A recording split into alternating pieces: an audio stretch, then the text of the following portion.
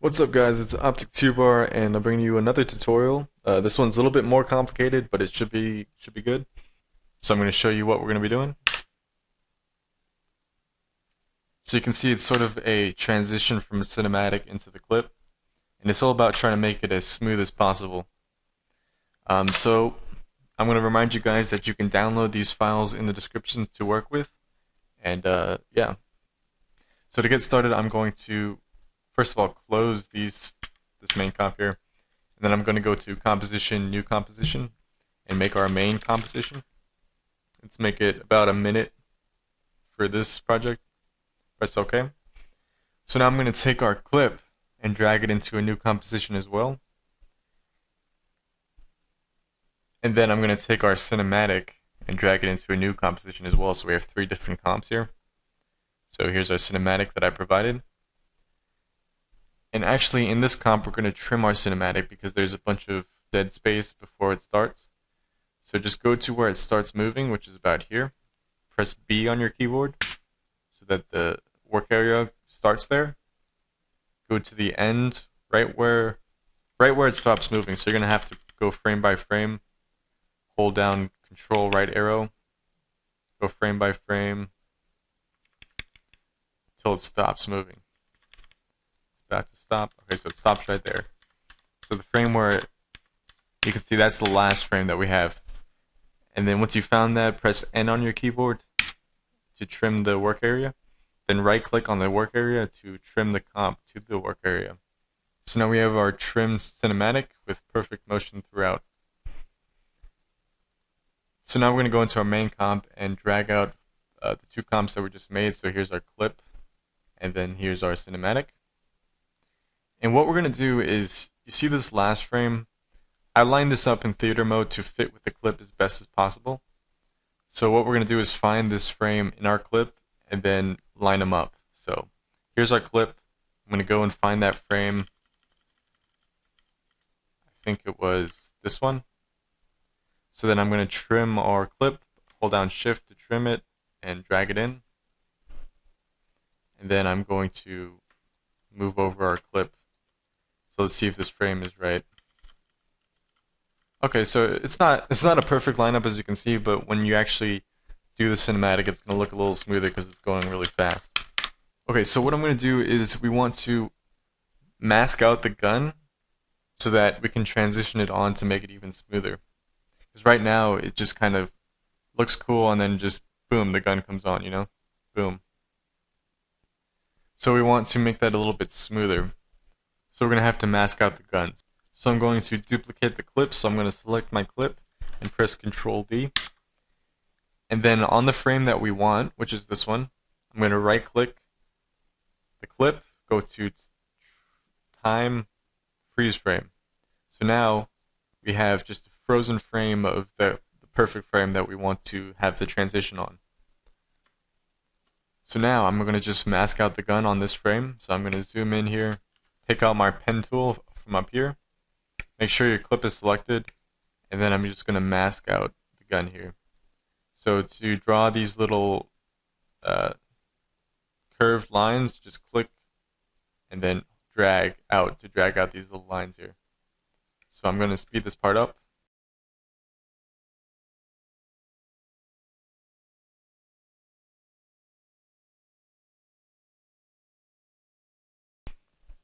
So once you're done, make sure that you connect the mask at the end so that you can see that the mask is finally separated.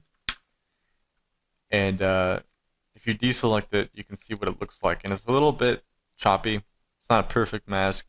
So to fix this, select the clip that we have the mask on, press MM to open up the mask properties. And then feather out the mask, let's say 3 pixels or something. So it gives it a little bit of a nice feather. It's alright, it's going to be moving, there's going to be blur, so it's not going to look too bad. Alright, another thing we have to do is to speed up the cinematic because I recorded it at 0.1 speed, so it's really slow. You can see it's like 20 seconds long.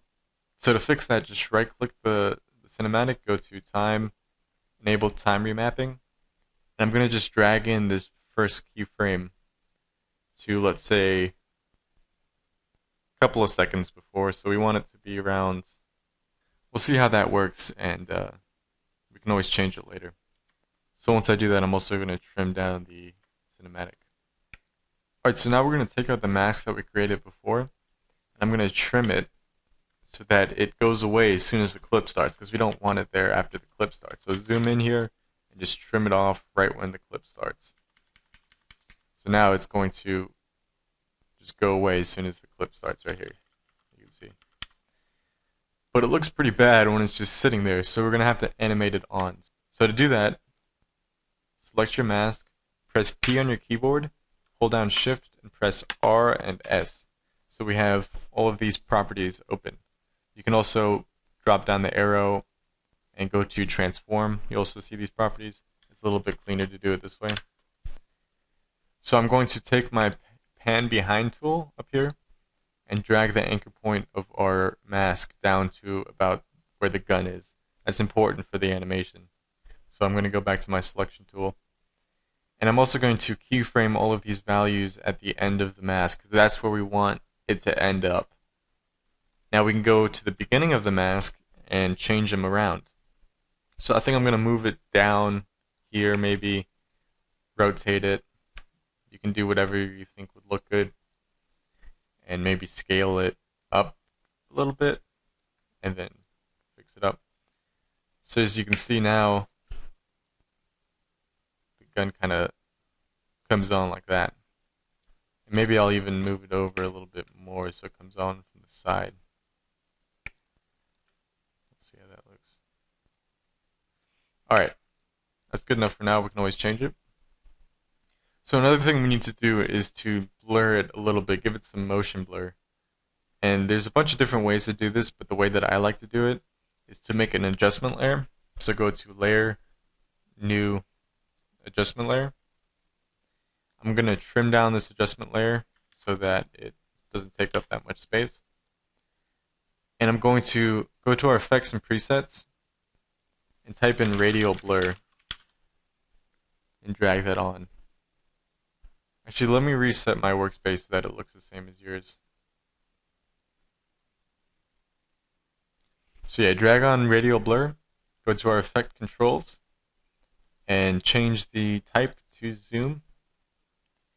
So what we're going to do is to move the center down here, keyframe the center, move to where the clip starts, and move it to like the middle or something, just over here. So that you got like a motion of the center. You can see over here it's pointed down, and then once it gets to the clip, the blur starts going forwards. So it's a nice little effect for the movement of the camera. Alright, so I'm going to also keyframe the amount. I'm going to start it at 0, keyframe, move forward to about here, set it up to like 20. Well, that may be too much, maybe 15. And then go past where the clip starts, because we want it to look smooth, so we don't want it to end right when the clip starts, because then it'll look weird. So right after, a little bit after the clip starts, then keyframe it at 0. So you've got kind of a nice transition here. So something I did in the example is I also masked out the map up here. And I'm not going to go over that because it's the exact same thing as masking out the gun, which I already explained. So you can do that if you want. And I'm also going to actually, you can see this is kind of something you have to keep an eye out for. You can see that the clip is green. Watch when the clip starts, right here. It's green. It's greener than the cinematic that I have because it's recorded on 2 different TVs. So I'm going to drag out a curves color correction effect onto our cinematic. And I'm just going to go to the green channel and bump it up. So there's a little bit more green. So you can see the transition, you can see that the green doesn't change all too much. And that may be a little bit too much. I might drag it down a little bit. Something like that. Alright. So the basic thing I wanted to explain is how to mask out the gun and animate it on. Another thing you could do is to overlap these layers here and then just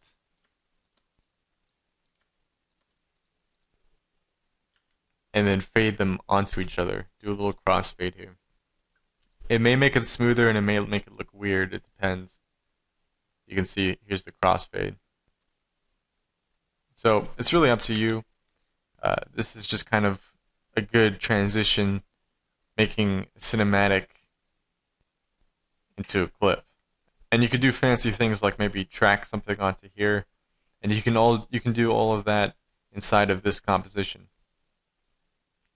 So I could, for example, track the camera, and anything that you do inside of this composition will update in the main composition. So I could add, let's say, some text, and then if I go back into the main comp, you can see that the text will be there. So you can do cool things like that. You can also maybe animate the camera inside of the composition. So maybe something like this. You have it scaled up, rotated a bit, maybe moved over, scaled up a little bit more. And so that it comes out like this. You have to be careful because that messes up the text, but you see what I mean. And then the only thing you have to make sure of is that the cinematic ends on this frame exactly, because that'll help with the transition. So if you're scaled up here, that'll mess up the transition. If you're rotated, it'll mess up the transition. So just make sure it's exactly like this at the end of this composition, and you'll be fine. You can do anything you want to the beginning of it. You could distort it, add, all sorts of different things. But again, make sure that it's unaltered at the end. Alright, so hopefully you guys enjoyed, and hopefully you learned something. If you did enjoy the video, please give it a like. That always helps me out. And leave a comment on anything else you want to learn, and I'll make sure to read them all. So thanks for watching, guys. I'll catch you in the next video.